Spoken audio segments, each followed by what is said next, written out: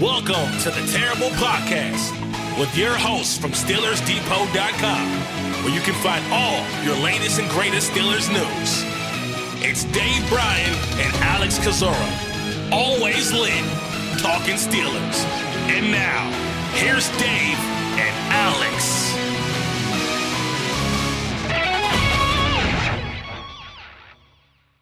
Welcome to the Terrible Podcast, Season 16, Episode 161. He's Dave Bryan. I'm Alex Kozora, SteelersDepot.com. Thanks for being back with us this Friday. Steelers Nation. Dave, still a pretty sleepy time of year, but training camp right on the horizon. Still a couple of topics of interest for us to discuss. So, Dave, how you doing? All right. Happy Friday. It's Spaghetti Friday around our house, which is always excites me there. And, obviously not a lot going on with the Pittsburgh Steelers. It is kind of exciting, though, when you kind of see the things that are grabbing the headlines right now and them being more kind of positive things. And I think we'll probably talk about that at the top of the show. We saw, video and interviews, I think, and all related to Aaron Donald and Jaquan Brisker, and Aaron Donald giving Jaquan Brisker looked like some pass rushing tutelage there. So we'll probably start to show off with that. I did not have that on my bingo card to start the offseason, but I think the show previously we talked about two of the young wide receivers working with the route god there. So that's the kind of news stuff that if that's got to be your main news, is certainly not negative and not controversial or anything along those lines. So, but within that, I can't wait for the next, 2.5 weeks or so to tick off the calendar, get in here into training camp, and then, start our regular routines and start gearing up towards the regular season, because it is SLO right now, slow during the off season as far as news and all goes. But I think we'll talk about, about 6 more players on the 90 and 30 series. I think you got an interesting article to discuss concerning some special teams stuff that we'll go over today. So with that, happy Friday. Happy Friday, Dave. And I'll add a W to your SLO, and that stands for what? And that was my reaction whenever Cam Heyward was snubbed out of ESPN's top 10 defensive tackle list that is voted on by NFL executives. So it was not just an analyst poll or a fan poll or Jeremy Fowler's own belief. It was from NFL executives. And we discussed late on Wednesday's show where he would rank. You thought maybe top 3 or 5. I thought maybe 8, somewhere around there. Turns out both wrong. He ends up not even on the honorable mention list, but on the others receiving votes list. I know the NFL has a wealth of great defensive linemen, interior defensive linemen, so it's a tough group, but man, to see Heyward ranked that low just seems disrespectful. Yeah, it really, really does. And once again, when you look at it, talk about this series that Jeremy Fowler's running on ESPN, where he says talk to NFL executives, coaches, and scouts around the league. I wonder how many and who. We'll probably never know the answer to those questions there. Look, yeah, Hayward's long in the tooth. He's old. He didn't, what do you have? Like what, 3.5 sacks, something like that last year. But this is a guy that continually, is lacing them up 17 games a season, given a lot of quality snaps within there. Would you have liked to seen the sacks higher, specifically last season? I mean, this is a guy that consistently good against the run. He's got probably one of the better long arms in the NFL when it comes to defensive linemen. He can still definitely bull rush with the best of them there. By no way, shape, or form am I trying to campaign for him to be number 1 on anybody's list. I will backpedal a little bit and say, okay, I can understand why he wouldn't be on maybe somebody's top 3 list. If you want to twist my arm super hard and get into some advanced analytics, okay, maybe not top 5 on a lot of people's list, but to totally exclude him from a top 10, it really does seem disrespectful. And once again, if you're making this and with an eye towards what maybe 2026 might hold, I think he's even due to the respect of what he's put on tape the last couple of seasons and the age that he's doing it at as well on top of it there. So Yeah, I thought for sure he'd be on the top 10, Alex, and even if it would have been as low as I think, you had wondered around number 8 or so. I think he should be ranked higher than that. I think he's a guy that you got to plan around when you're an opposing offense, when you're preparing for the Pittsburgh Steelers defense on a weekly basis, and those type of guys that get that kind of respect, I think belong in the top 10. So. Yeah, color me a bit surprised. I thought they were. Do you remember what he was last year? Do we even remember what he was in this? Because this is an annual thing, I think, Hmm. that ESPN does. Did you research that real quick? I can try to look where he was last year. I don't recall where he was in ESPN's list and having a little difficulty pulling it up immediately. Okay, I think I just found it. That was in July of last year. Hayward. Oh, where was he at? Hopefully somewhere on this list. It does. He was 10th. Excuse me. He was okay. 10th on that list. So he has fallen. I assume because the sack total production went down from 8 a year ago to 3.5, and run defense, even in the eyes of coaches and executives, just isn't as sexy as pass rush and sacks. And so that probably knocked Hayward a little bit. The top 5 this year, Dave, and tell me if Hayward should be ahead of any of them. Leonard Williams taking the top spot, Jeffrey Simmons second, Jalen Carter third, Chris Jones fourth, and Derek Brown fifth. Should Hayward be ahead of any of those top 5 names? I don't know. I haven't watched. I can't admit to watching a lot of Derek Brown film, especially this past year here. I mean, Leonard Williams, Simmons, Carter, Chris Jones off reputation, obviously, but I believe Cam Hayward's reputation as well too. I think you could make a strong argument that, and once again, it's hard to say because once again, I can't remember watching a lot of Derek Brown stuff lately, but I mean, I think you can make an argument that potentially he should be fifth in at least when it comes to those top 5. I think I'm okay with those 5 being ahead. Brown's been a really great player. He's been a tackle machine. I think he got hurt maybe 2 years ago, but he's been excellent. But some of the names lower on the list: Milton Williams, 9th, Jordan Davis, 10th. Those are guys that Hayward should be ahead. I mean, Zach Allen is close. I think Allen's been an underrated guy for a long time, getting his due now. So that one is pretty tight. Dexter Lawrence, 7th, injured last year. Pittsburgh will see him twice a year.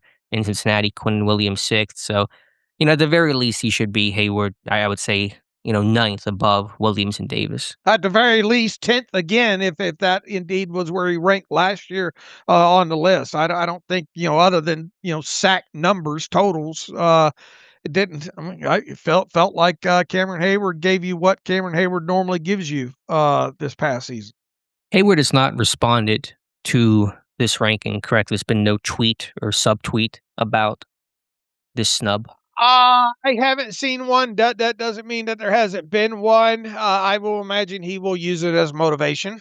Sure, sure. And I know sometimes he says on his podcast he doesn't listen to the outside noise, but I think he does, and that's fine. I think players can find motivation and fuel from a variety of sources, and this is a good one to use it. So as he continues to try to defy the odds, we have an article coming up this weekend from our Clayton Eckert on the history of defensive tackles who are 37 years old and their sack production, going off the conversation we had about what's a reasonable or achievable sack number this year, what could be historical. So some information on that on the way. But Hayward will use all that as fuel to try to continue to hold off Father Time. All right. And did the tight end list come out this morning? Was that what I saw? It did, and Pat Freiermuth, I believe, was an honorable mention, so did not make the top 10, but did get a little bit of love. I think one person interviewed talking about his playmaking ability with Pittsburgh simply not using him frequently enough. Right, and if there was one big complaint coming out of Arthur Smith's time at Pittsburgh was the fact that it was specifically last year was the usage of Johnny Smith and all. And as we talked about in the 90 and 30 series a couple episodes ago, we expect Freiermuth to rebound. Yeah, will he rebound enough that a year from now we'll be talking about Pat Freiermuth in the top 10? Probably not. But I mean, if he gets back to catching 65 to 70 balls again, possibly, especially if he's got 6, 7, 8 touchdowns mixed in there on top of it. Obviously, one of the things with Pat Freiermuth is the run blocking. He'll never be recognized as a top all around or even close, not even probably top 5 all around tight end in the NFL. But where Pat Freiermuth can obviously help you the most is in the passing game, and I think both of us agree that we expect to see him utilized more in the passing game, and maybe specifically on third downs and inside the red zone in 2026 in this offense. At least that's the hope.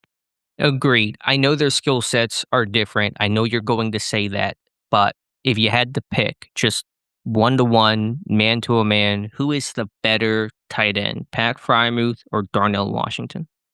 Oh, wow. Yeah. You take away my qualifier real quick. Yeah, that was on There. purpose. Oh, wow. I mean, because of what Pat Freiermuth, I believe, can give you if utilized properly in the passing game, I would lean his way, but it is unfair to kind of take the qualifier out between what the two. Look, it's going to be interesting to see a lighter Darnell Washington, a much lighter Darnell Washington, do what he's asked to do in 2026, and to see how potentially maybe he can be if he can maintain the quality of blocking, if not better it at a little bit at a lighter weight, in addition to potentially doing the things that he's done as a receiver on top of it there. So I think up until this point, though, they've been really two different kind of animals, if you will, Sure. when it comes to skill set and all. But I mean, the league's about yards, right? So I think as of right now, you'd have to lean a little bit towards more towards Freiermuth. You can certainly argue Freiermuth has been underutilized in the past game, but you could argue the same about Darnell Washington, where I think he got a little more involved last year, put up some single season best numbers, but still was probably ignored too much and not focused enough in the pass game, especially in the red zone. A guy of his stature with 2 career touchdowns is a pretty surprising stat. I'd love to know what the readers would have to say. Who is the better tight end, pound for pound, Freiermuth or Washington? That reminds me, I was going to ask you that we did have that. I think maybe more Ross had that conversation about Washington losing some weight, McCarthy putting in some more strict weight goals. Is that good for Washington? We don't know exactly what his playing weight is going to be or what the expectation is. We assume it's less than the 311 he told a podcast he was last year, but is there a concern that him being a smaller guy is not necessarily good for him? Oh, that's to be determined. And once again, it's not like we have checkpoints all along the way where we've known exactly what his weight has been throughout the We knew entire. it was 311 last year. I mean, he went on Right, record like the right, first time we've ever gotten real confirmation of his weight over 3 right. bills. But I mean, throughout the process, though. But I mean, it's only been a few years. But yeah, I have a little bit of concern, but I think he will be more agile, especially when it comes to cutting down and blocking inside and getting to places on the field quicker. And look, I mean, he should be able to really get off the line quick and out to the second level in those areas. I think it'll make him a much better. I think I think we'll see a little bit more agile.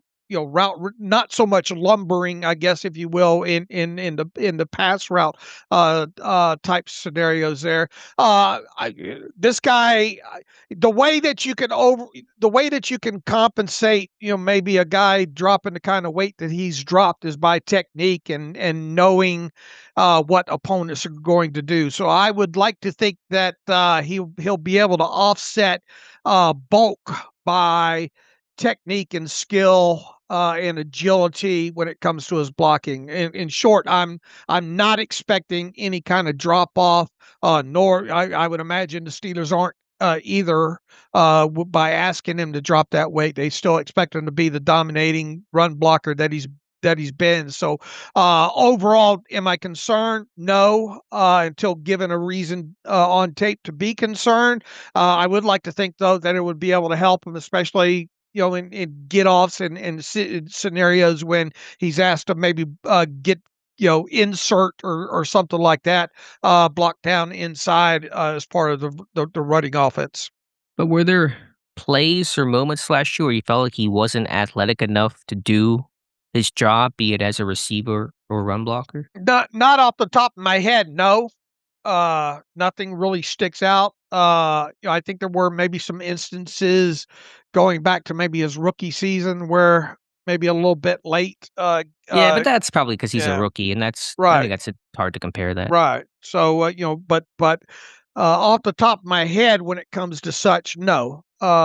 Last year in particular. So what's the value in dropping that weight and gaining that athleticism? Obviously, there is a value to it to be more athletic in general, but is it really serving him well? I think in the passing game, and look, maybe as games gone on, we don't know how tired. I would have to go back in my head and maybe look at some tape to see if maybe some of the blocking or some of the effort maybe dropped off in later in games. Something related to that, but uh, nothing comes to mind where last season I said, boy, if only Darnell Washington will lose 25 pounds, Mhm.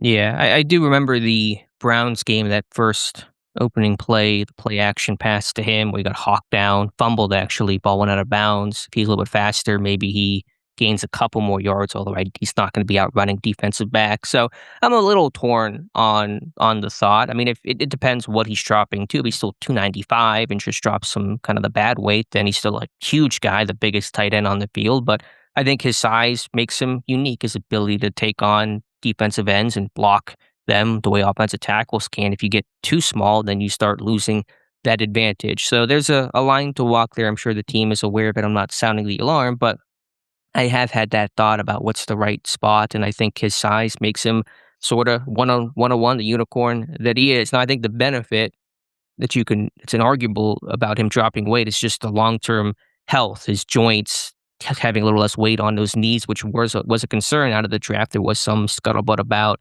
his knees, the longevity of his knees, and if you just drop weight, have less weight on that, then you're going to probably have better knees for a longer, more bountiful career. So that's probably one standpoint of why they want him to drop some weight. And the back too, Sure. and I can speak of that not as an athlete, but as a getting older individual. I know whenever I pack on a few extra pounds, I've had some disc problems because of it. Hmm.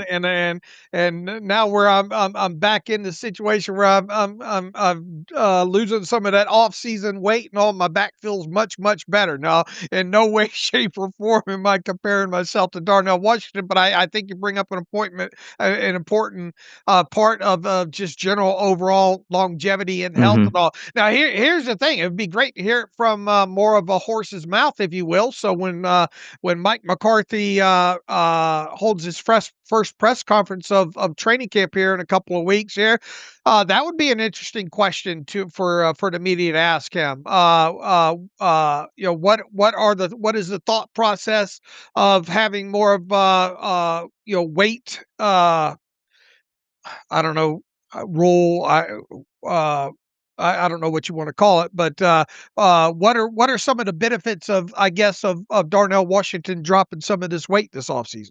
Yeah, and also ask Darnell, what is your weight? Maybe he'll say it, maybe he won't. They've been coy about it in the past, but he did have that omission last year. If he's noticeably slimmer and trimmer, then it's going to be a talking point, something we can probably see as soon as they report to training camp and within that first practice. So it'll be interesting to see. It'll be a key year for Darnell Washington to really help this offense in a bunch of different ways. But look, they're just not out of the blue saying just drop weight. They obviously have a rhyme and reason Sure. behind it, and they obviously think that he could stand to drop a little bit of weight and still be the same blocker that he's been, and perhaps be utilized even more in the passing game because of maybe some of the added agility and ability to get downfield. Let's move on now to Jaquan Brisker, mentioned top of the show. He's talked about his recent conversations and hanging out with Aaron Donald, I assume because they're both Pittsburgh natives. And there was a video of them, Donald showing Brisker pass rush moves. I don't know if that was a signal. Maybe I was reading too much into it. Had a tweet that maybe Brisker's going to be rushing the pass a little more this year, and who better to learn from than Aaron Donald. But of course, if Aaron Donald's showing me how to bake a quiche, I'm going to sit there and learn and watch and see what happens because it's Aaron Donald. So maybe it'll be useful. Maybe it won't be for Brisker. But your thoughts on Brisker hanging around with Aaron Donald? if Aaron Donald wanted to teach a player origami just for the sheer fact that Right. he could relate it somehow to being better on the football field, I would listen to him intently, right? Now that's quite the stretch there, but I think you get the get the train of thought there. Yeah. Uh, how can you go wrong getting tutelage from Aaron Donald, no matter what it is? If it's going to help you, and if it only helped you in one play during a season, and that play ended up being resulting in a turnover, a splash play, or prevented a big whatever. There's knowledge and positives to be gained within that. So we'll see how it all translates. It'll be interesting. That's another thing. The first time maybe Brisker gets in front of media during training camp. What all did you learn from Aaron Donald, and how do you see that maybe translating into helping your game overall? Do you expect to rush the passer maybe a little bit more now that you're a member of the Steelers there? So absolutely sign me up for whatever Aaron Donald wants to teach these players. Yeah, and Brisker also talked about how he was utilized in the playoff game last year is how he wants to be used going forward. He had, 14 tackles, a sack in that game, and played close to the line of scrimmage. And so, talked about in Pittsburgh, the system is fitting him well. So, is that going to be his role as somebody that can really dominate in the box? We'll have to see, but maybe he rushes the passer a bit more, having that sack last year at 4 sacks as a rookie in Chicago. So, maybe you get back to that. Obviously, I know that you're going to rely on your front seven and your edge rushers to get home, and Jalen Ramsey could blitz a good bit, had 3 sacks last year. So we'll see what the new look coaching staff has planned, but just thought that was interesting for a pretty slow time in the news cycle. Yeah, and look, we just recently reviewed Elliott, Brisker in the 90 and 30 and all, and obviously with Ramsey being the kind of fungible, not fungible, versatile player that he can play in the slot, and obviously play some at safety. I mean, is it? It's going to be the most that it's another reason yet to be excited about the defense, which I've been talking about. Really, I think is the most exciting part side of the ball for the 2026 Steelers, and more notably when you talk about how they utilize or how they might utilize three, I guess, safeties, even though more than more than anything, we should probably be classifying Jalen Ramsey as a defensive back because of Hmm. and not just pigeonholing him as a safety or as a cornerback or a nickel or a star or anything like that moving forward here, because they're you've got two quality guys in safeties, Brisker and Elliott. We'll see how much technically, you know maybe six defensive backs will hit the field at the same time in some dime type situations this year. But the utilization of the whole defensive backfield under Patrick Graham, I think, is going to be very fun and something worthwhile to look forward to. And you don't sign Brisker to the deal that you signed him for to only play him 250 or 300 snaps this year. Obviously, and Deshaun Elliott, I think, just posted some pictures on Instagram of him continuing his offseason work. He looks healthy and ready to go, and we know how his first season in Pittsburgh, how good a player he was, specifically closer to the line of scrimmage there. You get a guy in Brisker who can function both in the box and back deep, and then we get kind of inklings and thoughts on how Patrick Graham might re-image this defense overall, and the rotations and too high type looks, and all that kind of combined is just very exciting to look forward to here. Is there a concern about this team maybe not having a true free safety, especially if Jalen Ramsey's going to play all over and play frequently in the slot? Oh, not really, because of in my head, I foresee a lot of mixing and matching there, maybe the not being so so predictable as far as maybe who will maybe be in more of a free safety role. Will keep opposing offenses. Look, I think we both agree that we're probably going to see Jalen Ramsey in the slot quite a bit, right? That's what it sounds like. I mean, we'll see, but my suspicion based on some of the beat reporters is that the plan will be kind of what it was at the start of last year, where in base, Pittsburgh's 3-4, Ramsey will play safety, and then in sub, he's going to kick down to the slot. Yeah, I would agree with that. And just how much, how much. Oh, to answer your question, am I concerned right now about free safety, a true free safety? No, not at this time. Well, let me ask you this. Do you think Brisker can play competent free safety? Well, I think some of his deficiencies over the years have been when he's been kind of more of a single high type situation. I think I think the tape has shown him to be better as part of either in the box or part of a too high type shell. I agree. And then would you say similar about Deshaun Elliott? Yes, but I mean, obviously, Elliott's strengths is the closer he is to the line of scrimmage to this point, specifically rolling back to that first year in Pittsburgh. Right. But So that's my point. We got two safeties. The best work is close to the line of scrimmage. Right. Ramsey's playing in the slot. Okay, who's the free safety? I think generally, Brisker would be better than Elliott in a true free safety role. I do wonder how many, I don't think we're gonna have to. I don't think we're gonna see a lot of true single high type stuff, though.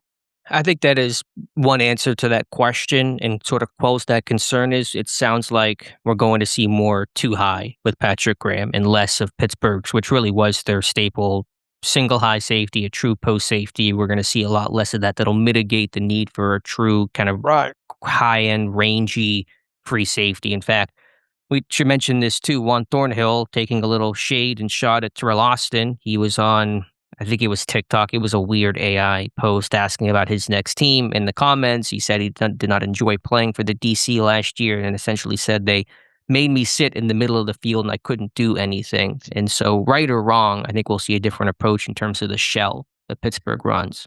I agreed. And look, I bet if you were to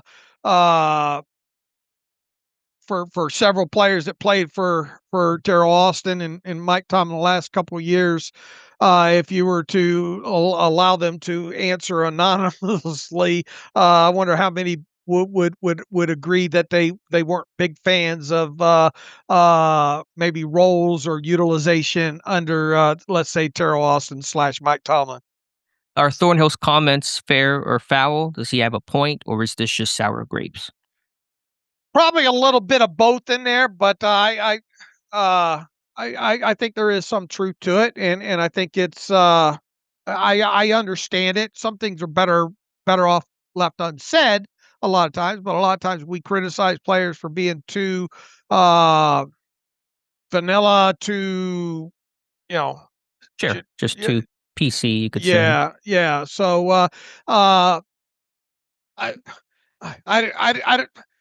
it's better for that kind of stuff to come out, I guess, in an interview where he's able to give more a longer response as to why and all. Maybe at some point he will be asked along the lines of that. But well, I think he made it clear. He said he didn't like playing free safety, not able to be involved in the play. All right. So it was it justified? I mean, he seems to think so. I mean, he I'm sure he'll stand behind those comments if ever asked about him.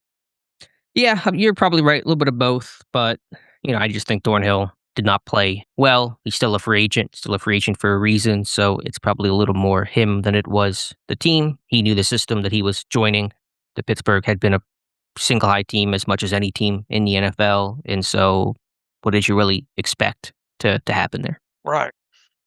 All right, Dave, let's move on to what you mentioned also top of the show about my special teams article. And you guys know me, I got a bunch of special teams articles lined up here to get us through the finish line. And we talk so much about some of the most visible and easily discussed roles on special teams. Of course, your returners. We expect Caden Weegan to have a big role and leading role in that this year. The gunner spot always gets talked about quite a bit. But what about the upback or the personal protector, the quarterback of the punt team, a role that Miles Killebrew held for his Steelers tenure until going down last year. They had mostly Jabril Peppers assume those duties to close out 2025. Peppers, a free agent, unlikely to return. So there is a vacancy there for a really key special team spot. Have an article up on the site this morning that goes through a Rolodex of candidates for that role. Everyone from Sebastian Castro to Eli Heidenreich to Travis Homer to Jack Henderson. So, we'll see who gets those opportunities in camp. We'll probably have 2 or 3 different guys do it, but that could be a clear and easy, not an easy, but a clear path to making the 53 for one of these bubble guys to be the Upback, the personal protector. The good thing about this is both during training camp and the preseason, that'll be easy to pick out and monitor. And one thing that we do every year, when it comes to that, mostly obviously that's been with Killebrew being that he went down injured last year, and then we saw Peppers take that over there. Are these candidates the way you have them listed here in any sort of order? Is this probability in your eyes, or ability, or are they just randomly listed here? Mostly random. I would say some of the favorites are going to be Castro, Homer, and then maybe a third in, I don't know, maybe a Spears Jennings or maybe even a Heidenreich. But I would say Homer and Castro, if I had to guess, are going to be 2 leaders in the clubhouse for that job. All right, and obviously Skoranek has played a lot of special teams throughout his career, but he's mostly been noted as a gunner. So if you don't have 2 quality gunners out there that can at least give you what Skoranek has given you in the past, if not better, then it makes you kind of wonder if Skoranek will actually get a look at that. I understand why he's on the list because of ability and size. Has he ever? He did. Let's see. He did it last year for a game or 2. Yeah, Whenever right. they lost Killebrew, he got some He work got in him. there. I think because Peppers was out too. Right. So at least he's got a little bit. Did he do? I forgot to look before we got on. Did he do it prior to any coming to Pittsburgh? I'm not sure. I'd have to look. I didn't Okay. look back into his resume with the Texans or the Rams. But I mean, he could do it if you feel like there's no other option. If you don't trust one of these young guys, and if let's say Brandon Echols ends up being a good gunner, and somebody else can do it opposite, because Echols is not going to be an Upback. The size isn't there, and so you could put Skoranek there. Not my expectation because he's been such a quality gunner, but it is a kind of, I think, backup option if no one else pans out. Off the top of your head, and I know you ain't got your notes in front of you and all like that, but how often do they work the that unit during training camp, and how many different guys maybe in over a course of a training camp have you seen man the Upback position? I guess because you've got like what 6 or so, 7 or so on this list and all. I don't imagine that even once we get, I can't even remember a preseason where we've seen more than maybe 4 guys. I think get shots at that spot during a full preseason slate. Yeah. To answer your first part of your question, it just, whenever they go through punting periods and sort of the fuller groups, then you rep it. So how McCarthy approaches special teams this year and how many periods there are and how often they work on punting, a little hard to answer that question right now, but it'll get rotated in through special teams periods like anything else. And how many guys will get that look? Yeah, 3 or 4 probably sounds about right throughout all of training camp. Only so many reps to go around, and so you can't put too many guys there. So, and there's a lot of other roles on the punt team, the wings, the guys on the line of scrimmage, and you might wonder, why isn't Carson Bruner on here or some of these other guys? You feel like they're pretty close to locks. Typically, you want bigger bodies on the line of scrimmage. Your tight ends, your linebackers, and usually safeties end up playing a little more that wing or the Upback position. You do want somebody with size, really 200 plus pounds. You can't put a 180-pound guy typically back there. Usually you want somebody with some size to take on a rusher with maybe a head start. So that's kind of the qualifications for the role. But yeah, they'll probably have maybe 3, 4 different guys be given the opportunity to rotate in. All right, now let me force you to whittle down your list a little bit and say that we'll only see 4 guys get a shot at that role throughout training camp and the preseason. Who are your top 4 candidates? If the number ends up being 4 throughout training camp and a preseason.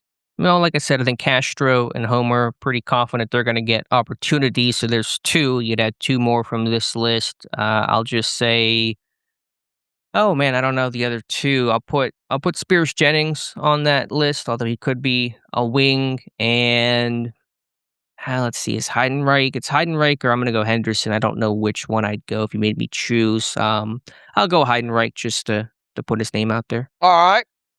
So expect me right out of the chute here during our training camp recap podcast to start, as usual, asking you when we get to some special team stuff. And a lot of time, not every practice, at least in the past, they rep the punt team, right? Yeah, not every single practice that they're going to get together like that, but within the first week, we'll have a good idea of the candidates, and obviously in the preseason, we'll see. Usually, probably two guys get looks in the preseason. First string, second string, and who else could emerge? Could there be some sleep? Remember John Rice Plumlee, the quarterback, was PP a couple of years ago, and so sometimes some surprise names emerge. By the way, Skoranek does have a pretty good background in this role. He did it quite a bit with the Rams, it looks Okay. like. So just another thought there. But we'll watch it, we'll monitor it. And so why is this position important? And my general knowledge of the position, he's the guy responsible for identifying how many potential rushers are there. He's responsible for setting the blocking scheme between him and the long snapper, who's going left, who's going to go right here, and he's the one who actually snaps the football. The punter is too far away to communicate to the snapper in a loud environment to snap the football, so the PP is in charge of actually hiking the football, telling the long snapper to hike it. And so it's the quarterback of the unit, a really important position with a lot of trust to make sure everyone's on the same page. Can you recall the last time a rookie maybe held that spot for the Oh, man. Steelers? I couldn't even tell you top of my head who held it before Killebrew, because he's held it for so long, and I can't remember. Like, memory bank doesn't go back that far before. So, yeah, a rookie would be a lot of trust in that role, so it might be a little bit harder. That's why Homer could have the edge. He's done it before, a special teams veteran through and through. But if a rookie ends up showing his mettle, then if he has more value than Homer on other units or on his side of the ball, then that could give Homer or could cause Homer to lose out a spot. All right. You and I are big special team player advocates. I like reading these kind of articles. What's next in your list that's going to go up? It's a lot of quirky stuff with Boz. I wrote the one, which I know was very niche and narrow, but Boswell sitting at 299 field goals, and so his next one obviously gives him 300. He'll join a very small group of kickers, really you could say one helmet kickers, to make 300 for a team. I know technically Boswell's not a one helmet guy because he played for the Texans and Giants, but never kicked in a regular season game, never put up points with them, and so of kickers to do it with just one team, I think he'll be the fourth. It'll be Jason Hanson, Justin Tucker, Pat Leahy, and then Boz. I know Boswell could eventually exit that club if he kicks for somebody else, the way that Vinatieri and Phil Dawson did. But that's a fun one. And then I have I'll tease this one that's going to go up this weekend. There's, Boswell's going to end his Steelers career owning almost every single record in Steelers kicker history, right? He's going to own it in points, in field goals, in 50-yarders he already owns. He might own it in field goal percentage. He's right behind John Sweezen right now. There's one record he probably will not break in Steelers kicking history. Would be a pretty big surprise if he did. I'll write about that for the weekend. All right. I'll look forward to that. All right, Dave, let's go to your 90 and 30 series. We last left off with Maxie Honachor, Deshaun Jamison, and Kevin Jabody Jr., and I just love saying Kevin Jabody Jr., and I'll say it every chance I can get it. Let's continue with Caleb Johnson next on the list, and a guy that needs a really big second year for a third-round pick. His spot is unusually unsteady. Where could he make it? Yes. Could he be cut? Yes. Could he be traded? I think that's a possibility, too. So what are we looking for out of Caleb Johnson in year two? First and foremost, when you roll back to his rookie season, he certainly didn't play, all that much at all. Unfortunately, his season was kind of highlighted and punctuated by what happened in, I think it was the week 2 game against the Seahawks, and that kickoff that went into the end zone there. And overall, he registered just 28 rushing attempts for 69 yards and just 1 reception for 9 yards in the 51 total regular season snaps that he played throughout his rookie season. He logged just 11 special team snaps as a rookie. We unfortunately remember one of those. The season ended with Johnson being inactive for the team's final 3 regular season games, and he also did not dress for the lone playoff game on top of it. So not a great way to end your rookie season by not even getting a helmet there. Once again, his rookie season highlighted by that miscue on the kickoff return against the Seahawks. After that turnover, he did not log a special team snap for the team for the remainder of the season. His few pass blocking opportunities that he had in 2025 left a lot to be desired. 26 of the offensive snaps that he played also came in 4 separate games in the first 5 contests of the regular season as well. So while he was active for 14 regular season games as a rookie, he did not see playing time in 4 of those, as he was merely a spectator in a uniform. And we've heard Mike McCarthy talk a little bit about, if guys dress, you don't want them just standing there not contributing at all. So when you look at this team has gone out and obviously added Rico Dowdle to go along with Jalen Warren. They went out and added Travis Homer, who can give you snaps as a emergency running back, if you will, but most notably has his hat hung on his ability to play on special teams. You just talked about how Homer figures to get some work and show his mettle at the upback position. That's really the thing that's helping keeping Homer, who was a former 6th round draft pick, I think, still in the NFL after 7 seasons here. And then the Steelers drafted the Swiss Navy knife in Eli Heidenreich this past offseason. You got to kind of wonder how, if he'll be given a legitimate shot at making this roster. There's also a couple of other young running backs on the roster. Nothing should be guaranteed, even as a 2025 third round draft pick for Caleb Johnson this offseason, and especially when your top 2 running backs are all spots on the roster are already spoken for. It's going to be interesting to see if this team keeps 3 or 4 running backs in total on their 53-man roster. And if you're that number 3 or number 4 guy, you damn sure better be able to play some on special teams. So I think Caleb Johnson's position is tenuous right now. I do think it's plausible that you get into a situation where maybe he's not going to make your 53-man roster, and maybe a team comes calling for him to be maybe their second backup running back if he shows enough during the preseason here. So it is really kind of hard to map things out for him right now, and you want to give him kind of the benefit of the doubt with the new coaching staff and the fact that he seemingly was in Mike Tomlin's doghouse throughout his rookie season, but new coaching staff and all, and the fact that even you got a 3rd round draft pick, and you got I think at least kind of history on your side. When was the last time that a player drafted within the first 3 rounds ended up being jettisoned completely out of the picture before the start of his second NFL season? But history is just that. It's history. Either you deserve to make this club or you don't. And I think part of Caleb Johnson making this 53-man roster is really going to revolve around picking up this offense, obviously. I mean, not that you're expecting him to get a lot of work as a 3rd running back here, but you're going to have to have Danny Crossman on your side, I think, and at least show that you can play on a couple of special teams units. And that might be a little difficult for a guy like Caleb Johnson. I believe it was Craig Urbick, the last 3rd round pick, who didn't make the roster his second season. Dree Archer got halfway through his second year before being cut by the Steelers, so it's happened. It's not common, Right. obviously, but it's happened more than I think people think. It's not some sort of once in a lifetime. You go back to Bruce Davis, Willie Reed, Craig Urbick, I mean, Archer to a close degree midway through. So third round pick, second year, they got to show something. So what is, just to lay it out nicely and neatly, what is the path? How, fill in the blank here, Dave. Caleb Johnson will make this roster by doing blank.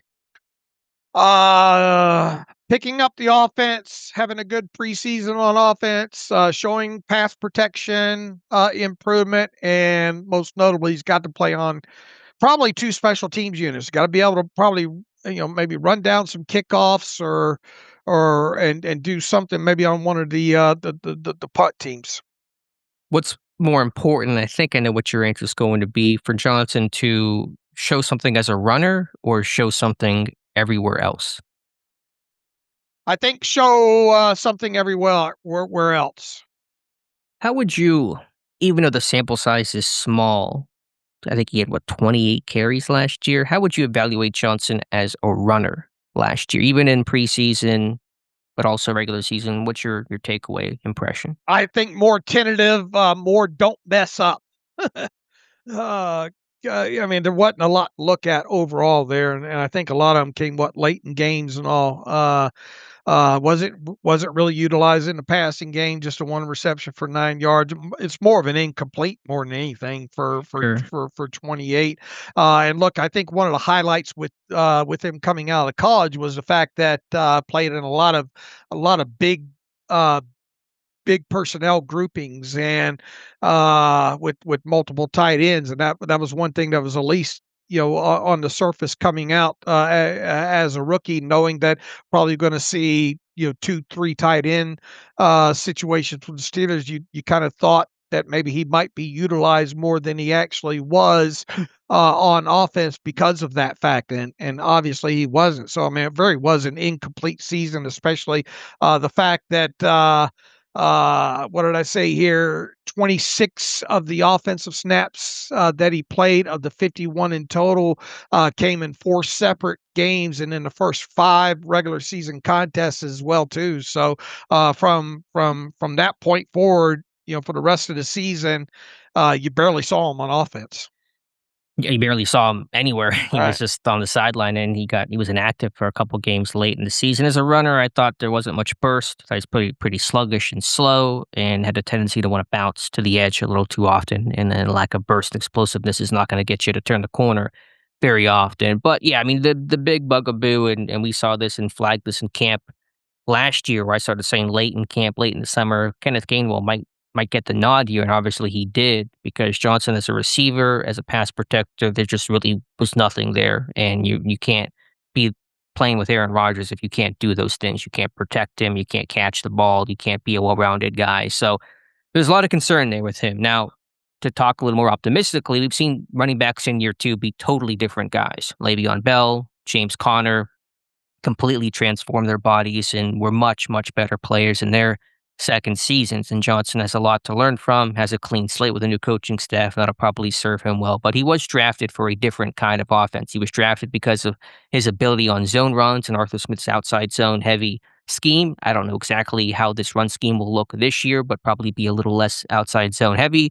And as you mentioned, he was drafted because he played in an Iowa system that had a tight end, big personnel offense, the way that Arthur Smith ran it, and it'll be a little less so of that in Pittsburgh under Mike McCarthy. And so it's a different offense. It didn't really suit him.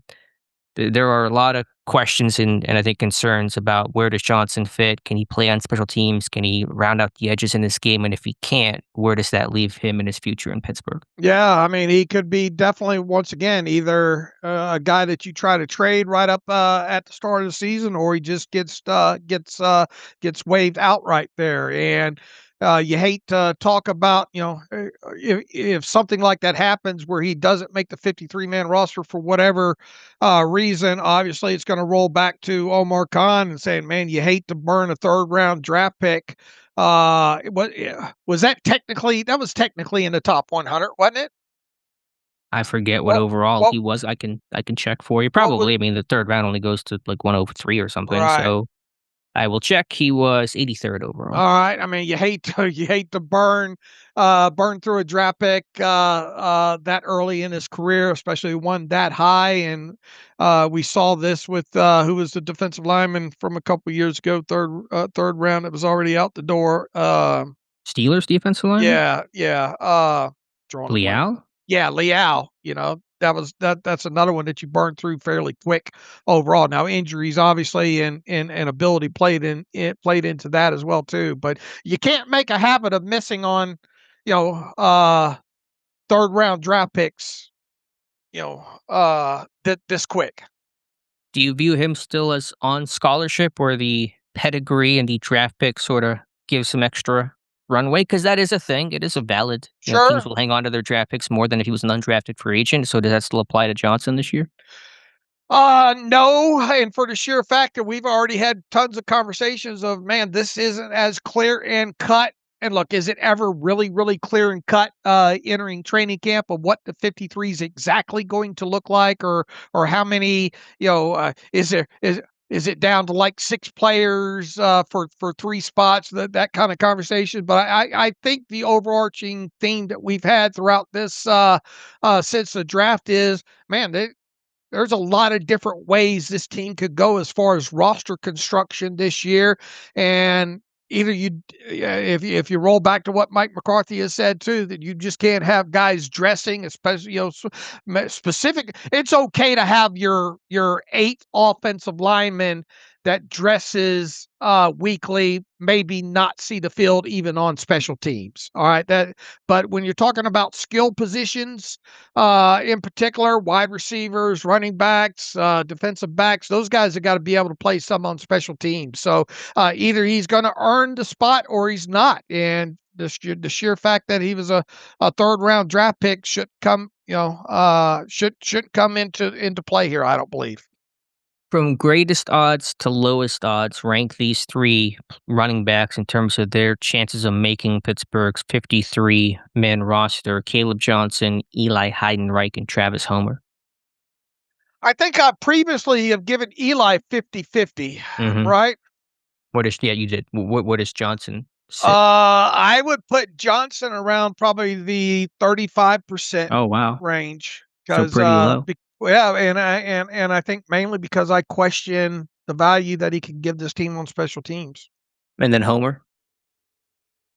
Probably 50-50 for the sheer fact that he can hang his head on the fact that he is a reputable special teams player, and he has shown that he can get you out of games as a running back. He has played some NFL ball at the running back position.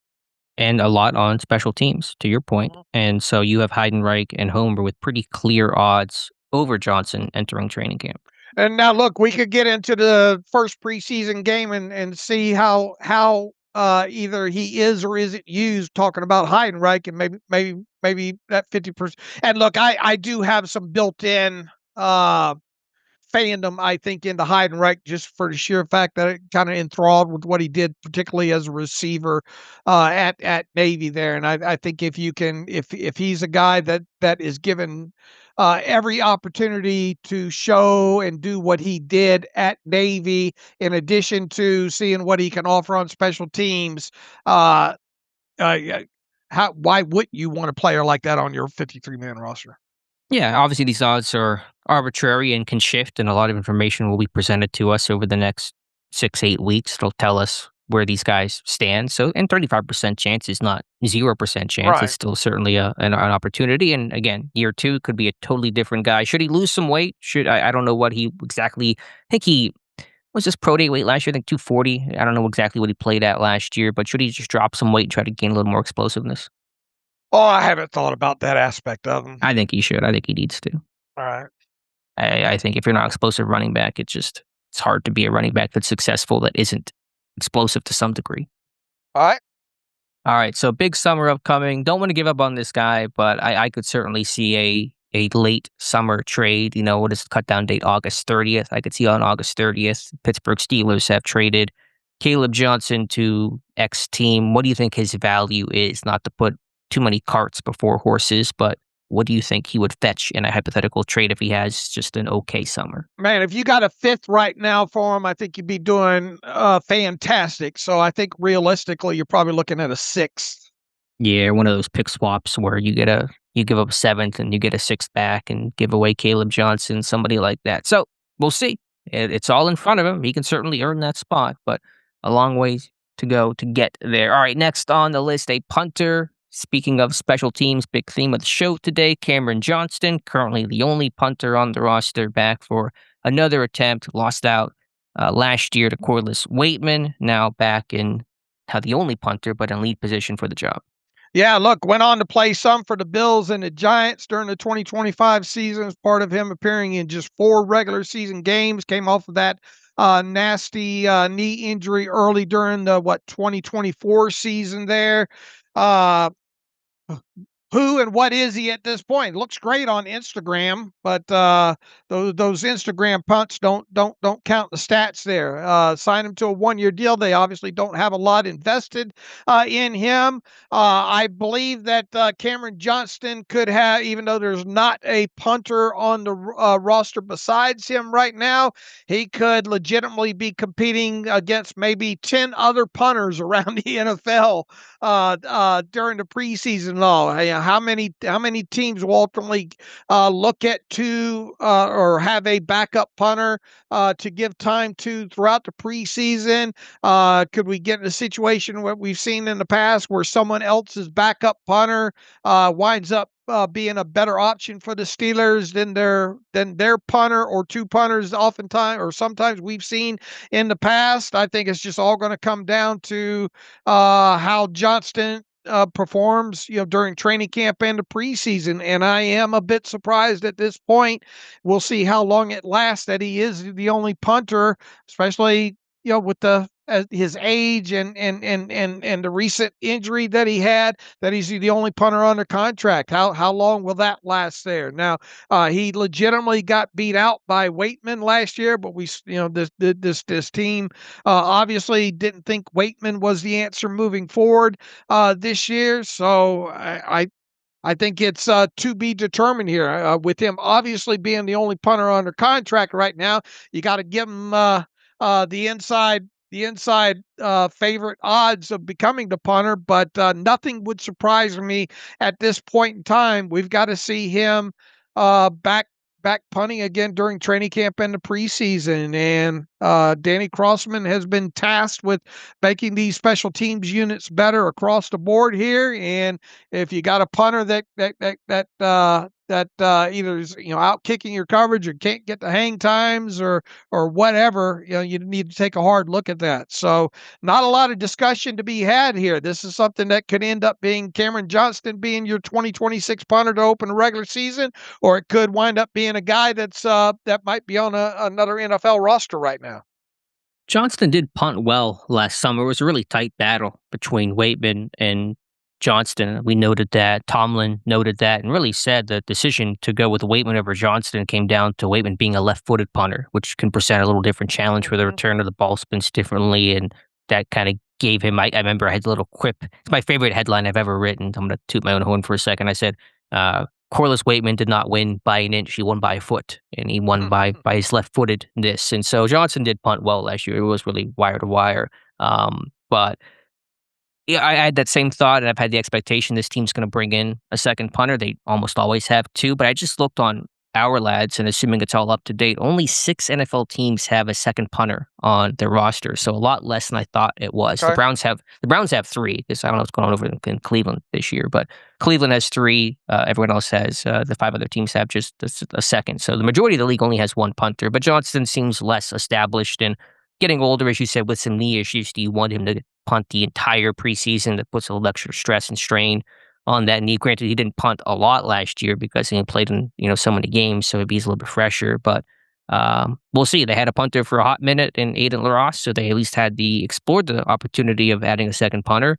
They'll have to release somebody if they want to add a second punter, but that's one thing I'll be watching before camp. And then you do have to worry about if indeed this team did make a change right before the start of the regular season, and then that player being able to get on the same page with Boswell quickly and be able to hold for him in the manner that he expects too. So that's another aspect of it. But this will play out. As I like to say, this will all come out in the wash here over the course of the next several weeks once training camp gets underway.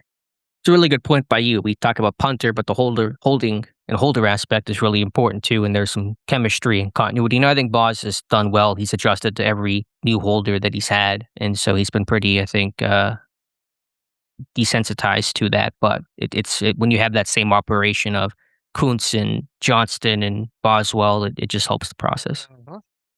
All right, next on the list is a big one in Broderick Jones, and of course, the first discussion we've had many times before is about Jones's health off that neck injury, the spinal fusion surgery last year. Will he start the year on active PUP? Will he be cleared to do something? He went through some individual work in OTAs. I think Mark Cabali referenced he's probably got a doctor visit coming up, which is safe to assume to get kind of finality on his status. The team can figure out where he's at health-wise. So first and foremost, of course, is Jones's health. Absolutely, and well, hopefully we should get a more definitive answer at that at the start of training camp of whether or not he has to go on active PUP. And you would, expect if he's not on active PUP, he should be able to, participate, on a near full basis right out of the chute. Now, will they bring him along slowly on the practice field? Oh, look, it's the big question about his health more than anything right now. Now, let's assume that he's raring to go at the start of training camp. Well, you got obviously your first round draft pick this year in Maxi Ionichor. You got Dylan Cook going to be part of the equation, competing at right tackle as well too. All of this assumes obviously that Troy Falatanu switches over to the left side there. Who is going to be your starting right tackle, and how much of an opportunity, as we recently talked about Maxi Ionichor, how quickly can they fast track him? How quickly can they trust him? There's at least a plausible outlook when it comes to Ionichor that maybe he can win the starting right tackle spot by throughout training camp here. Broderick Jones obviously has played right tackle in the past. He'll be part of the competition, assuming he is healthy. And then where does it go from there? If he doesn't win the starting right tackle job, you would, who would he even dress to be the backup tackle, out of the chute there? So, or is he a guy that shows enough during training camp and the preseason, and maybe you're comfortable with Cook and Ionichor? Is that a guy maybe that could potentially be a trade option? I kind of doubt that overall, unless he is able to show quite a bit during the preseason and show that he can play or show at least some of that first round pedigree of his. But overall, I think when you look at outlook for Broderick Jones when it comes to training camp and this preseason and not even getting into the regular season, it's a giant question mark right now. No question about that. And of course, the health is first and foremost, and the first big question of training camp to be answered, will he be on a list of active PUP? But I think the more interesting question is, what if he is cleared? What is his role? As you said, he could try to compete for the right tackle, but it's hard to see him winning that job. He's missed a lot of the spring work already. He got a first-round pick. He got Dylan Cook taking all those reps. It's hard to see Jones really having a fit and really competing and having a chance to start at right tackle. So then you're looking at swing tackle role, backup, and that might be best case scenario for Broderick Jones. That's sort of what it feels like as we sit here right now. And as you said, I would not totally discount trade. Obviously, the health makes things really murky, and if he's not clear during the summer, then he's not going to get traded. But if he is cleared and gets through some preseason games, he's a young offensive lineman with experience at a really valuable and scarce position that naturally creates value. It's a cheap contract last year of his rookie deal. If Pittsburgh is happy with their other guys, with Ionichor, and if, Cook is there as a starter or swing guy, then yeah, I could see Jones, being a trade candidate. Yeah, I would put the probability of that probably less than, I don't know, 20%. Probably not even What if Probably he's healthy? Assume he's healthy, because I know the health is obviously the big factor that drops that number. But just assume he's cleared, he's working in full. If he's healthy, I would like to think that he could at least show enough that he could be your backup swing, and I think there's a lot of value within that. That's fair. That's fair. But I mean, if Dylan Cook goes down, let's say Dylan Cook wins the right tackle job, who's next man up? Isn't it Ihanacho? Well, I think it goes back to the conversation we had about Ihanacho. How quickly can you fast track him? Where's the confidence level? Can you enter the season at least with the confidence level? You would like to think as a first round draft pick, even though as raw as he is, that at worst he would be backup right tackle to you. Now, how much work will he? Goes back to will we see him at left tackle? Any? Does that mean that that Dylan Cook is if let's say Fautano got hurt, that Cook would go over to the left. It gets kind of messy at that situation because we don't know how much Ihanacho will get a look at left tackle and how much they trust him overall. So I think Ihanacho plays a big question mark into this as well too, moving through the rest of training camp and the preseason. Obviously, we've seen Cook play left tackle last season there, so at least you've seen that happen before. Obviously, Broderick Jones has played both spots as well too. So you talk about true swing tackles, usually a true swing tackle is one that can come in and play either left or right side, and we don't know really what the Steelers think about the Ihanacho and how much work he'll get on the left side moving forward. So there's a giant question mark, not only at the right tackle position, but who is the first one? Whoever wins the right tackle spot, if your left tackle was to go down, who's the one that goes into the game over at left tackle? Sure, that's a valid question. My assumption would be Dylan Cook would go over and Ihanacho would come in. My point being, if Dylan Cook went down, it's hard to think Ihanacho would not be next man up. And absolutely. And I mean, Well, look, you would like to think anyway, just as the pedigree and a first round draft pick, that at worst he's going to be your backup right tackle. Right, and so that really doesn't make Jones the swing tackle if he's not the backup right tackle. He's then just the backup left tackle, you would say, which limits his value to the team. Let's assume Jones makes the 53 mid roster. He's healthy enough. He's not traded, and so your 9 offensive linemen are Fautanu, Ihanacho, Cook, Jones, Frazier, McCormick, Dunker, Hoffman, and Anderson. Who is inactive on game day? Who doesn't get a hat? It might be Ihanacho out of the chute. If you haven't gotten him any work at left tackle, and if you're kind of sketchy about what he might give you, as far as confidence in him. So, look, would you love seeing Ihanacho inactive right out of chute? The short answer to that question is no. Would you expect him at least by the first quarter of the season to be in uniform, even if it is as a backup? Absolutely, yes. But until we see how they utilize Ihanacho and how much we think that they might trust him, it's plausible if Jones makes the roster that he could essentially get the helmet over a guy. But here's the thing too, is you might have a better option to be inactive where you could actually dress all of Fautano, Cook, Jones, and Ihanacho. You could realistically probably dress all those guys if you carry in at least 9 offensive linemen. Well, then who's inactive? If you're going to have 8 active because you need 8 to have the extra game day spot. My thought would be Dunker would be inactive. Probably, yes. I think that's probably tracking pretty good right now. But anyway, with Jones, if Jones is healthy, can he continue to progress where he left off last year? There was progress. It wasn't amazing. It was not first round level, but it was clearly better. And I wonder where Jones is at confidence wise. I wrote about that. This injury's obviously been difficult, not being able to fully practice, especially with the new coaching staff. I think he's talked about trying to, in the spring, trying to kind of fight his confidence and stay focused. And he's had issues big time. I think back to 2 years ago, his sophomore season, whenever he really struggled mentally and it really impacted his play. He was a lot more confident, a lot more swagger. Last year, he was healthy, he was playing well, and the tape showed that. And I just wonder where he's at mentally in this challenging time. Look, once again, it's hard to talk about the tackle who's going to start at right or what the depth's going to look like until we get to training camp and see whether or not Broderick Jones is on the list, Sure. active PUP list.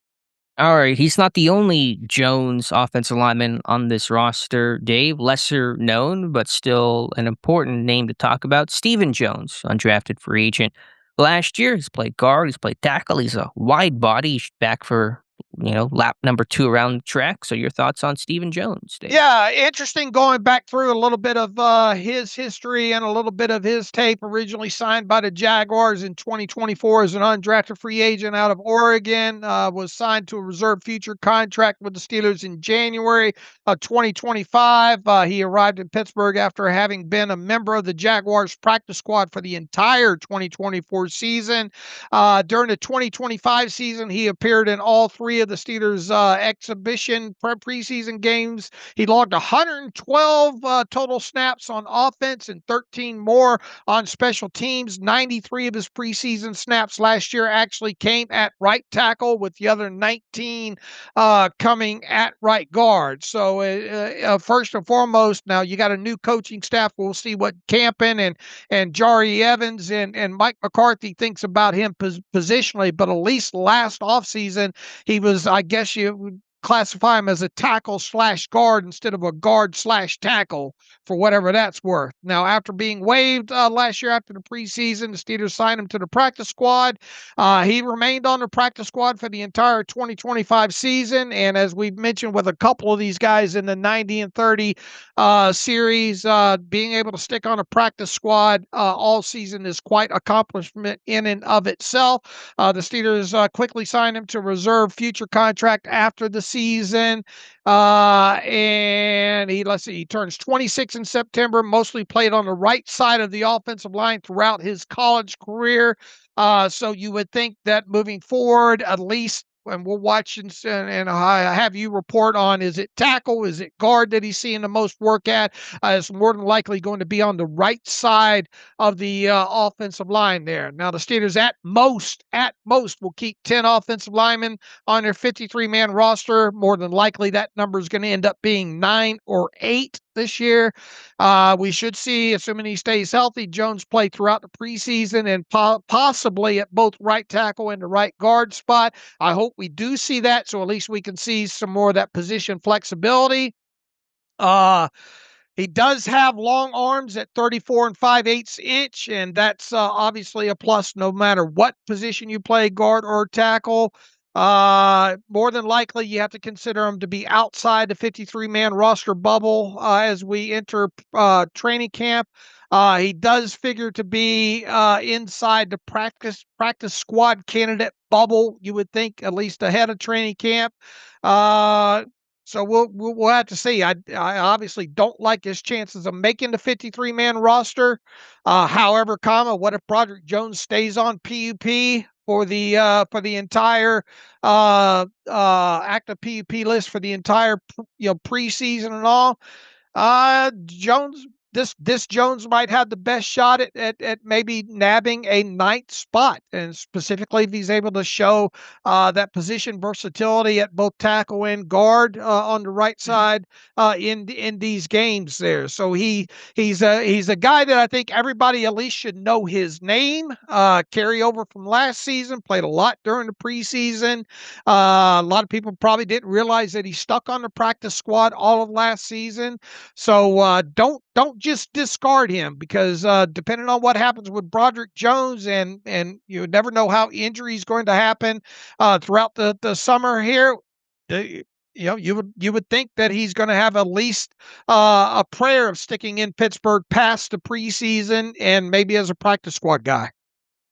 He stuck out to me in the 2024 draft process. There was so much attention. I know Pat Meyer went to the Oregon Pro Day, leading and presumably for Jackson Powers Johnson, as Pittsburgh was on that center search. But then I looked at Jones's tape, and it was pretty good. He's a big guy. He's powerful. He's strong. He can pull a little bit. I was happy he found his way back to Pittsburgh after that stint in Jacksonville. He's a physical guy. He looks for work. There were some really good clips of him slapping guys in pass protection last year. He's versatile, which is important. McCarthy's talked about that a lot for his offensive linemen. He is better inside as a guard than a tackle. He's got heavy feet. He's not great laterally, and so he's prone to getting beat on his edges. So you like him a bit more at guard than tackle, but I think he's probably going to open up at tackle because, I mean, let's even assume that Jones is fully cleared, which is certainly no safe assumption. Your first string tackles are going to be Fautani. Let's just say Dylan Cook. That's how it was in the spring. Second string, we'll say Jones is healthy,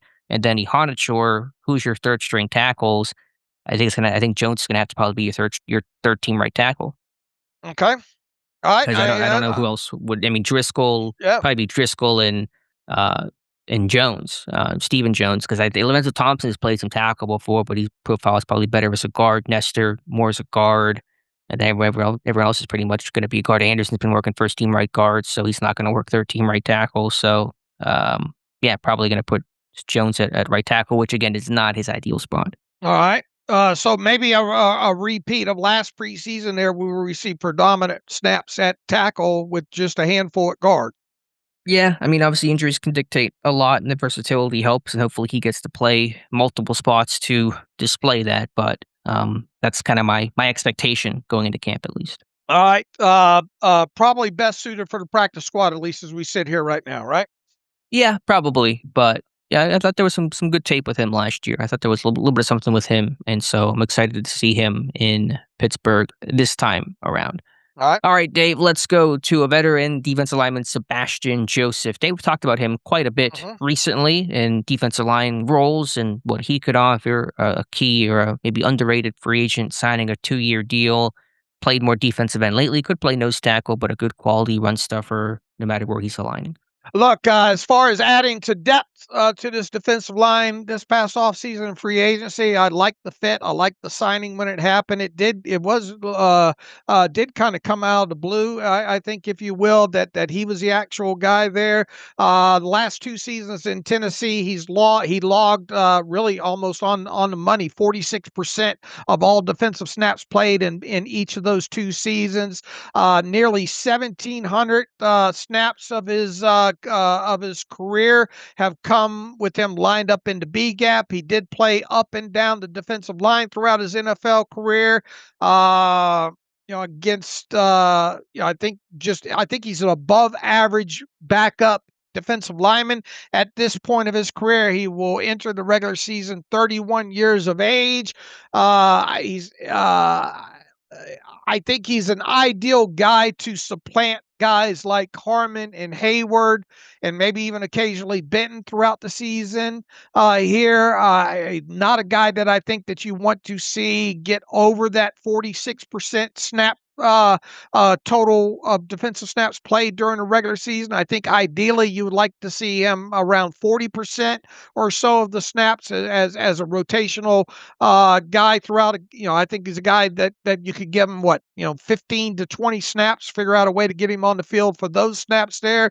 A veteran player, a guy that I think will be good for that locker room, especially when you look at all the younger defensive linemen on this team here. I think the biggest fear is that you get in a situation where Joseph Day has to play 700 or 800 snaps on that defensive line during the season. That's not what he was brought in to do. He was brought in to be a backup, to be a guy that could play up and down the offensive line and hopefully give you quality snaps around maybe 20 at max, 20, 22, 23 a game.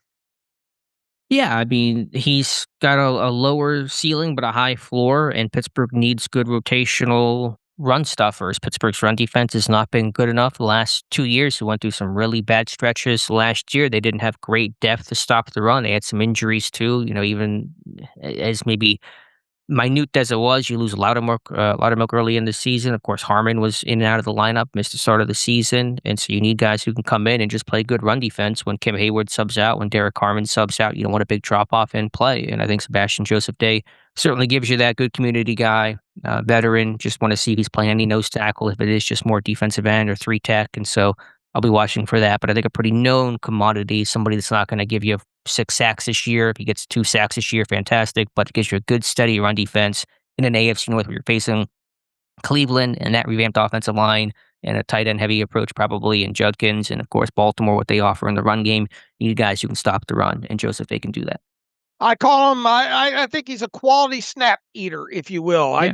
I think he could wind up somewhere in the neighborhood of maybe 30 to 40 total tackles in 2026. 40 obviously would be probably him playing a little bit more than we'd like to see him play. I think he, depending on situation and all, I think 3 sacks is probably the most that maybe we can expect out of him. I would expect more, probably along the lines of 1.5 to 2 sacks, are being very plausible for him.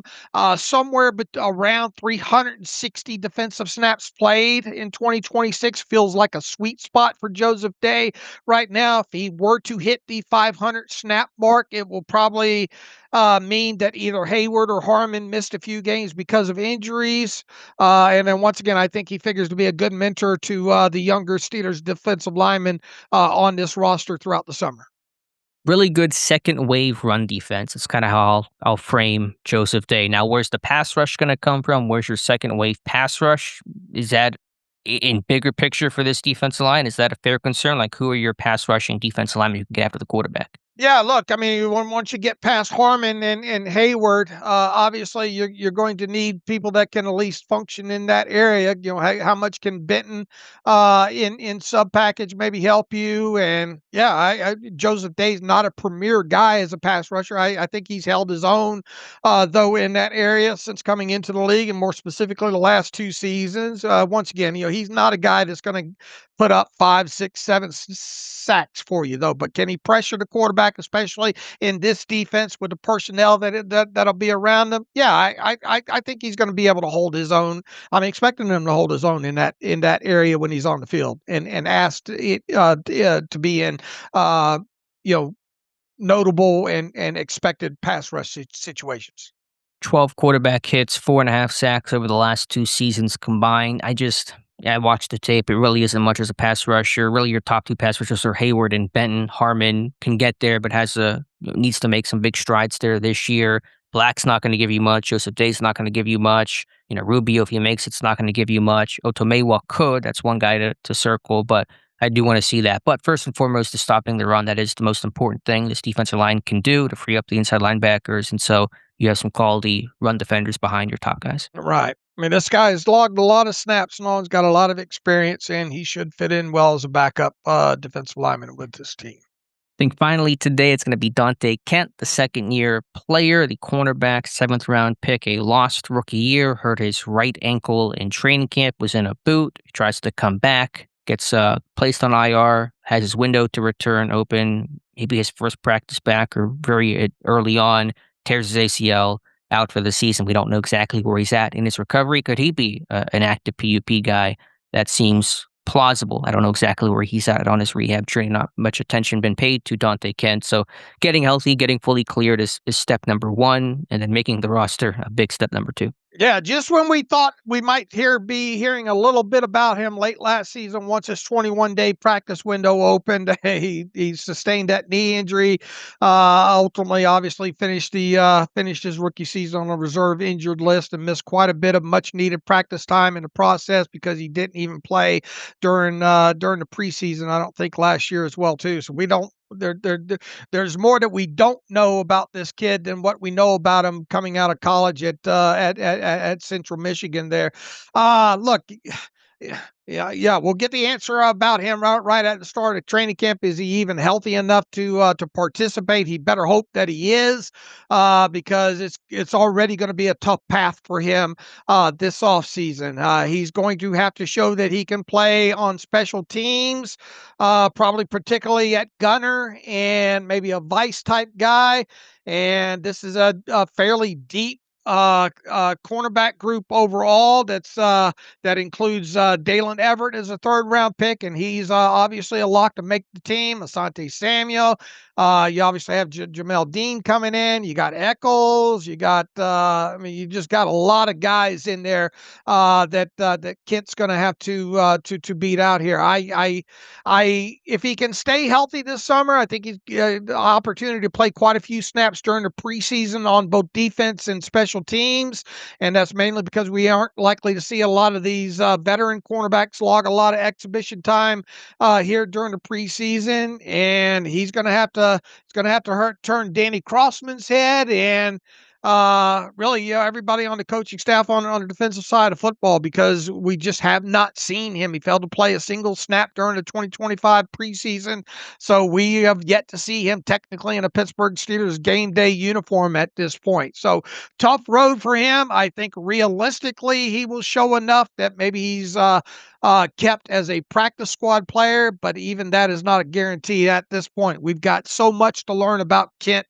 as we move forward into training camp and the preseason, and we've got to get past the start of training camp to see if he's even going to be allowed to participate on a full basis.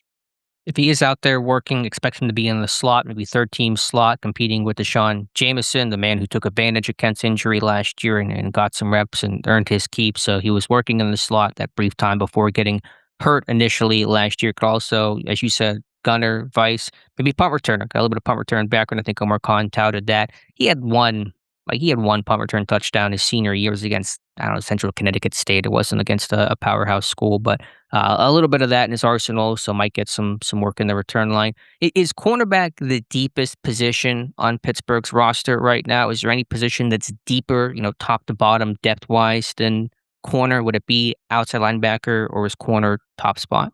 I mean, for as many outside linebackers that you're going to probably carry on this 53-man roster, that's even just the 91, like just top to bottom, like the roster as it sits today, is corner deeper or is outside linebacker deeper? Yes.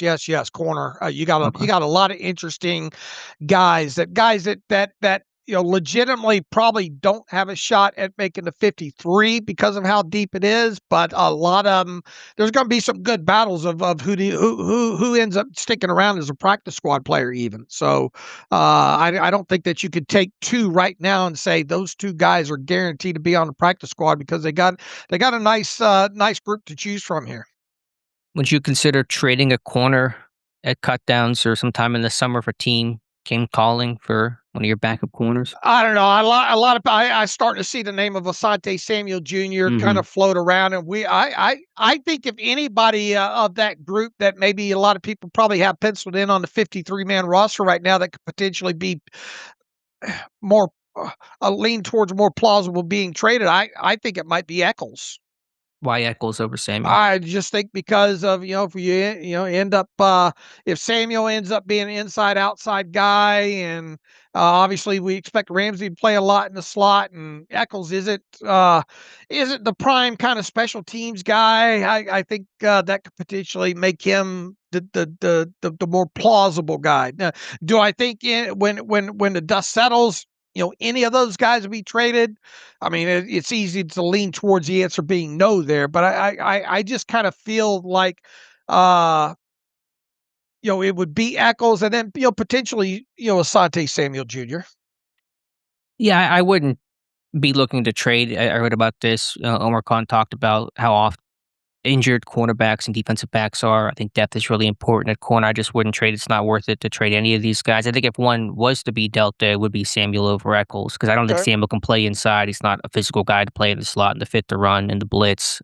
He doesn't really play on special teams. Eccles plays a lot more on special teams. And if you did have to play Ramsey at safety, if an injury happened, if Ramsey went down, who's your slot corner? It's a lot thinner at slot than it is on the outside, where you have Eccles can play inside, play outside. Everett is an option as well. And Samuel, I think, is a more plausible option to be traded. All right. We'll see how that pans out. But to answer your question, yeah, you got to like this cornerback depth chart going into training camp. Yeah, I know Ross has talked about it. It's just like the deepest or best secondary that Pittsburgh has had since who knows when, and I think he's got a point. It's hard to think of a time where, on paper, at least, Pittsburgh had a stronger-looking secondary top to bottom. Agreed. Now, how it all plays out and do guys meet expectations? Obviously, who knows, but it looks good on paper. So Dante Kent trying to be part of that group. It's an uphill battle. Getting healthy, job number one. Absolutely. All right, Dave, that'll probably wrap up this series. We'll get to the next list of names for the Monday show. So anything else breaking, feel free to add. If not, we can get to some reader emails. By the way, Terry and Arnold visited the Houston Texans, took a physical with them. He's scheduled, according to Adam Schefter, to meet with two more teams next week Arnold is. We don't know who those two teams are. Can't imagine Pittsburgh will be interested, just given the cornerback depth we just talked about and just everything that's happening with Terry and Arnold. Frankly, I'm surprised teams are even showing overt interest in Arnold right now, given his serious legal situation. Yeah, and that'll be first and foremost to see how that plays out. I think his agent said that, who's that? Nicole, what's his agent's name? I can't I'm not remember sure her his name. agent. But she evidently said there's at least 4 teams interested. I think she said that she expects him to sign with the team within 45 days or so. So we'll see if that's just agent talk or not. I don't think the Steelers are going to have any interest there. I All right, thought it was agent talk, but the fact he's getting visits surprises me. Yeah, it's Nicole Lynn okay. is his agent, but I mean, he's not going to play. Even if he signs, there's no way the NFL is going to let this guy take the field. You wouldn't think, Right. but I don't know. I just know the surface stuff related to the legal aspect. So I know I know people will be paying attention to that. Obviously, moving forward into the summer here. All right, good deal, Dave. Let's get through some reader emails. Seth Bergstein in here has a follow-up question about your coaching staff size study. He says, just curious if you have noted from this study, what are the most common coaching roles other teams have that we don't? And are they roles we think we could benefit from? It's a good question. I don't take a lot of inventory of specific titles. I don't track it, formally in the study. I don't know if they have other things that Pittsburgh doesn't. They just might have more of them, more, quality control coaches or more assistants on, offensive side of the ball. Obviously, for a long time, Pittsburgh was the only team to have one titled special teams coach. That's now changed to have a second. And so they've kind of added to that group, have an assistant special teams coach now in Darian Thompson. I'd have to look. I mean, obviously, some teams have much bigger analytics departments, which I don't count in this study, but I notice that sometimes on the page, and so that's probably the one area where teams tend to have more. I think Pittsburgh has grown there some. Omar Khan's been more receptive to it. McCarthy's at least publicly been more receptive to the idea, but I don't know if there's any title that's more common with other teams than Pittsburgh. All right. Garrett Humbertson in here. About Jalen Ramsey definitely playing safety full time this year. He says, sounds like Ramsey will be more of a star cornerback role. Can you explain us in layman terms what star is and discuss it could impact the Steelers' plans for the secondary? Look, when you get into star and kind of the money positions, a lot of that revolves around, I think Nick Saban several years ago kind of brought those two positions in college into more highlight because of sub package and the type of matchups that he had to have with the different skill sets of the guys in either kind of nickel or dime situations. Star is often related to really more of a nickel role, but when he got into more specialized stuff, he wanted, I believe, a star to kind of mimic play more against slot receivers, whereas the money and dime to be more able to kind of cover type deep type area. Now, sometimes you can see, I think, a linebacker actually be named a star or along those lines there. But I think I get the point that he's getting to here is technically will we see Ramsey be more the star cornerback position, if you will, in the Steelers defense? And I think the short answer to that is probably yes. Overall, I think in Patrick Graham's offense or defense, you're going to see Ramsey lined up in the slot quite a bit. I think the big question is how many,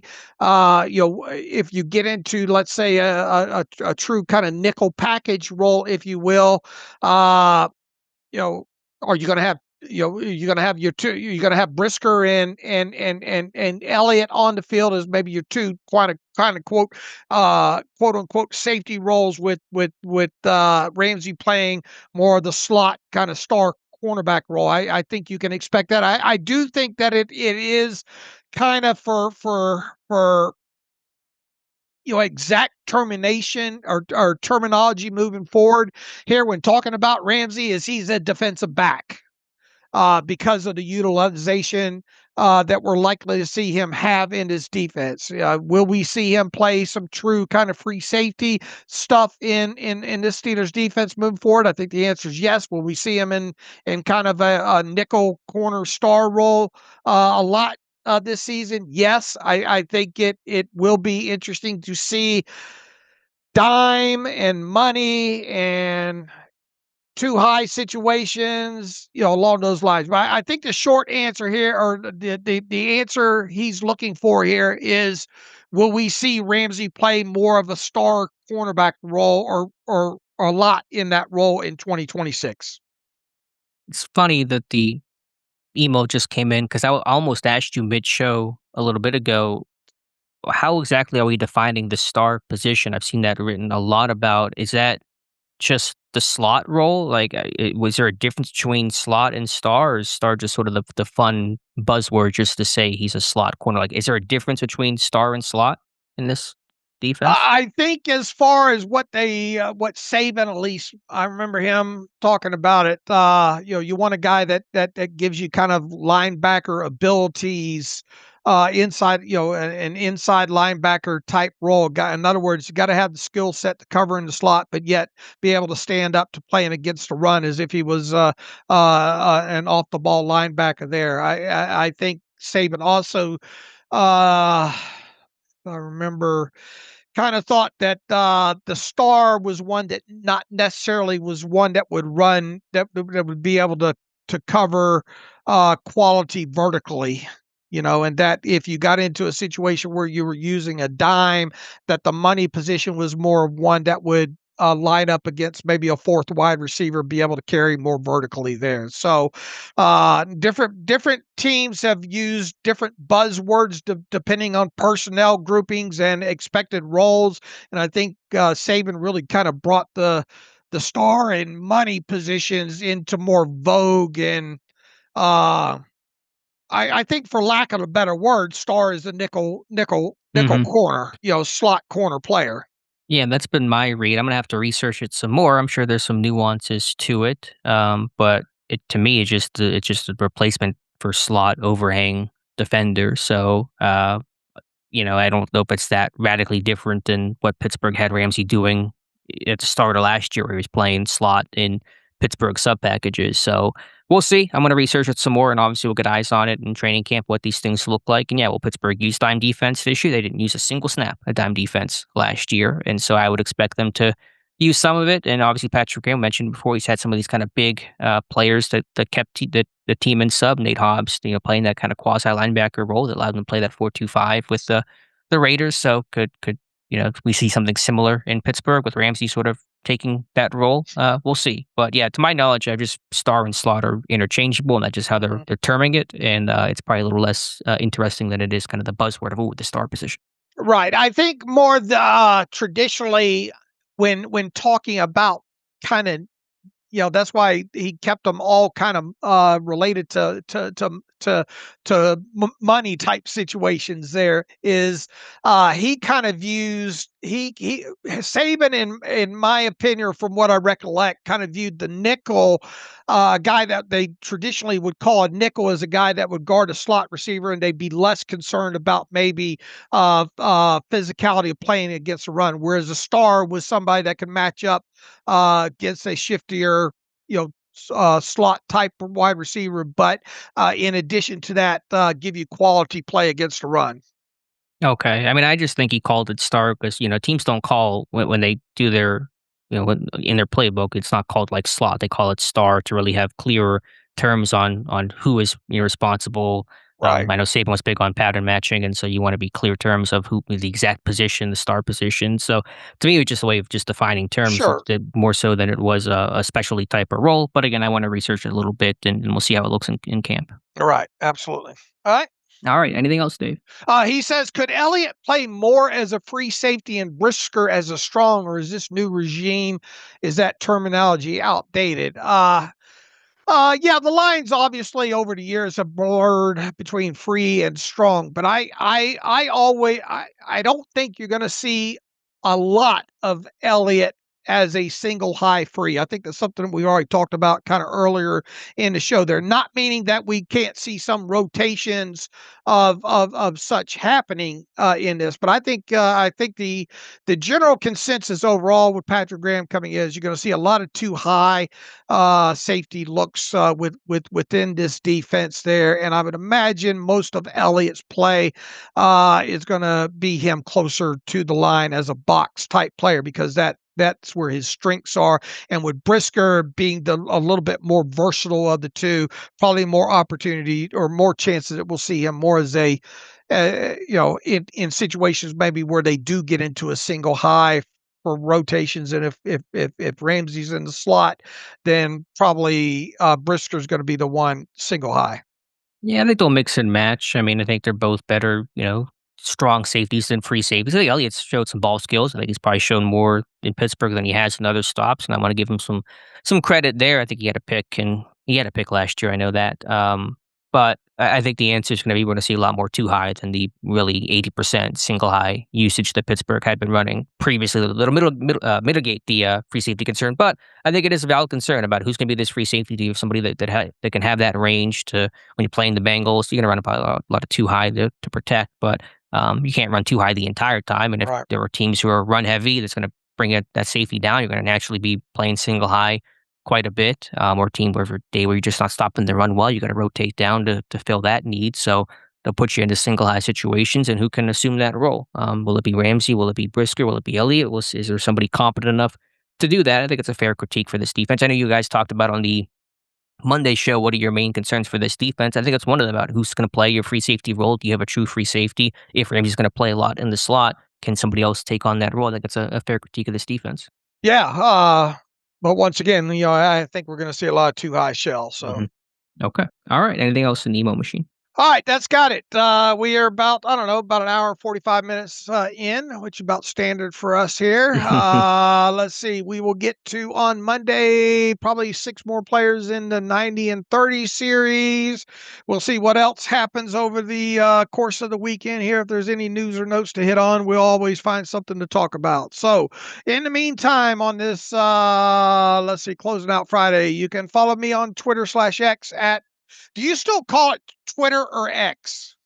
I still call it Twitter. I'll refer to it written as Twitter X sometimes, but as long as I hit twitter.com and it takes me to X, I'm going to keep calling it Twitter. Also, we forgot to mention Happy Spaghetti Day, Dave. All right. Thank you very much. I've got the meat thawing right now. So, all right. Follow me on Twitter/X at Steelers Depot. Follow Alex at Alex_Kozora. Follow the show at Terrible Podcast. Email the show, theterriblepodcast@gmail.com. If you like what we do and want to donate, SteelersDepot.com. Hit the donate button. Also, if you'd like to have an ad-free version of the site, SteelersDepot.com. Hit the ad-free button and follow the directions that way. Once again, Alex and I should be back on Monday. Is this Monday a live stream, or that was last Monday? Or what? Catch me up if Monday is a live stream day or not. So this upcoming Monday will be a live stream. Okay. Yes. All right. So we'll have a live stream scheduled on YouTube on Alex Kozora's YouTube channel Monday night there. So as always, thanks for listening to the Terrible Podcast with Dave and Alex.